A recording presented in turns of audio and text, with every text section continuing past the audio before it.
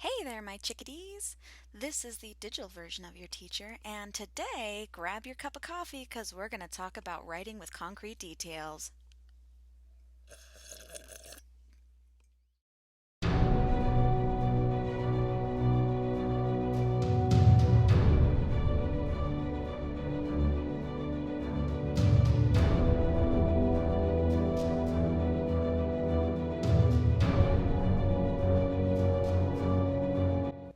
Alright, guys, before we do anything, I think we should remember what a CD is.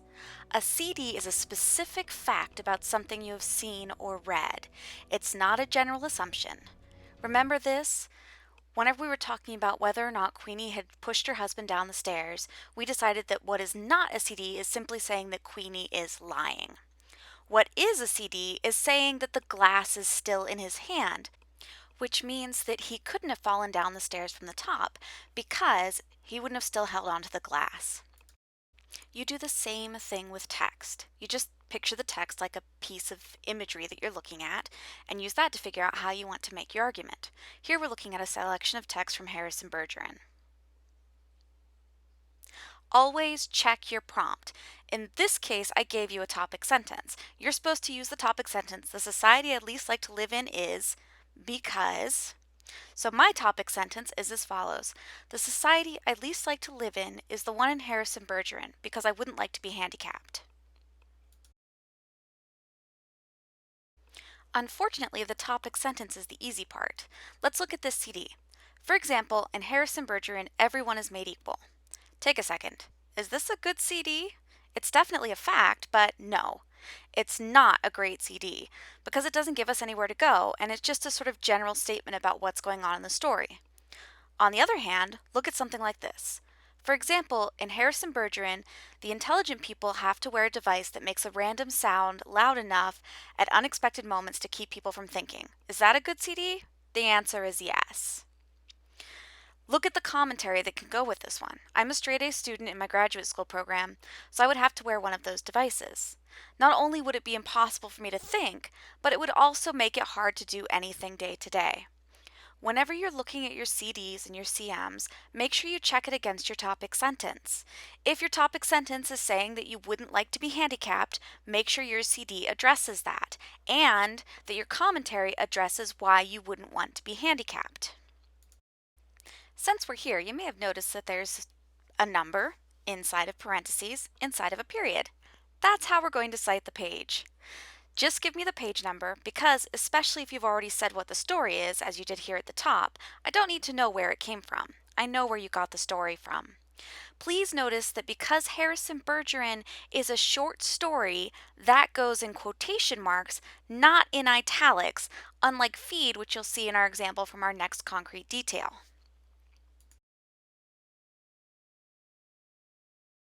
For our second concrete detail, we're going to address feed. Because I said I'd rather live in Harrison Bergeron, I, as the writer, have decided that I'm going to talk about feed and why I would rather be there than in Harrison Bergeron.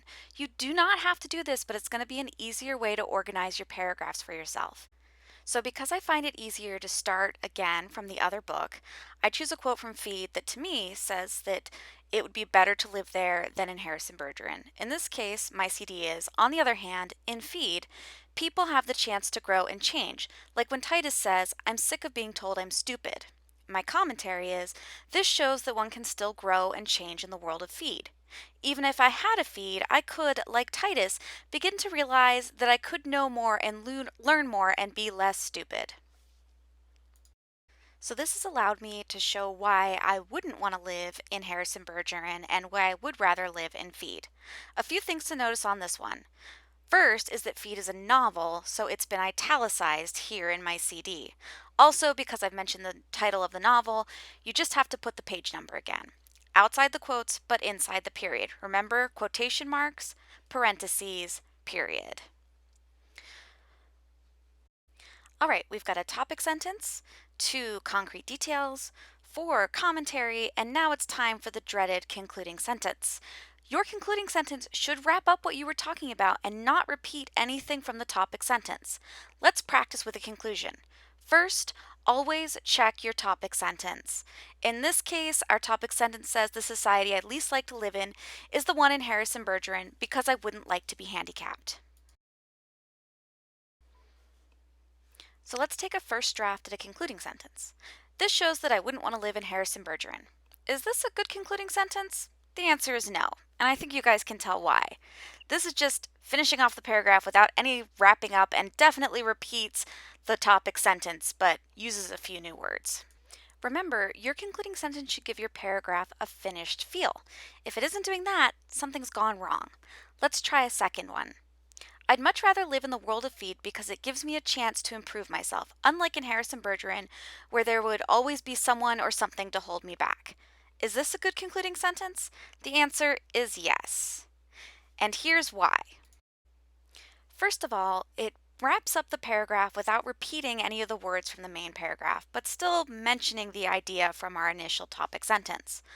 Also, it kind of gives something for us as readers to think about whenever we hit the end. Would I want to live somewhere where I'm always being held back? Do I live somewhere where that happens now?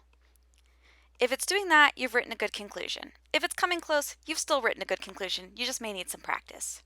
Now the trick is to write it up as a paragraph. Remember, it is not a list whenever you turn it into me. It's a completed and finished paragraph typed up in MLA format. So it should look like this.